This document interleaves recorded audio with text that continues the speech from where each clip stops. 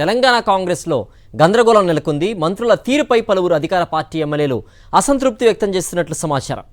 మంత్రులు తమ సొంత నియోజకవర్గానికే నిధులు కేటాయించుకుంటున్నారని ఎమ్మెల్యేలు ఆరోపిస్తున్నారు. తమకు నిధులు ఎందుకు ఇవ్వరని ఎమ్మెల్యే అనిరుద్ రెడ్డి ప్రశ్నించారు. ఈ నేపథ్యంలో నిన్న 11 మంది ఎమ్మెల్యేలు భేటీ అయ్యారని ఎమ్మెల్యే అనిరుద్ రెడ్డి చెప్తున్నారు. భేటీలో ఉమ్మడి నల్గొండ, ఖమ్మం, వరంగల్, మహబూబ్ నగర్ జిల్లా ఎమ్మెల్యేలు పాల్గొన్నట్లుగా ప్రచారం జరుగుతోంది. తాజా పరిణామాల నేపథ్యంలో ఉదయం అత్యవసరంగా భేటీ అయ్యారు సీఎం రేవంత్ రెడ్డి, మంత్రులు. ఎమ్మెల్యేల నిధులు ఇతర అంశాల్లో కలుపుకొని వెళ్లాలని నిర్ణయించారు. మంత్రులకు ఎమ్మెల్యేలకు మధ్య గ్యాప్ ఉండకుండా చూసుకోవాలని సీఎం రేవంత్ రెడ్డి సూచించారు. తెలంగాణ కాంగ్రెస్లో గందరగోళం నెలకొంది. మంత్రుల తీరుపై పలువురు అధికార పార్టీ ఎమ్మెల్యేలు అసంతృప్తి వ్యక్తం చేస్తున్నట్టు సమాచారం.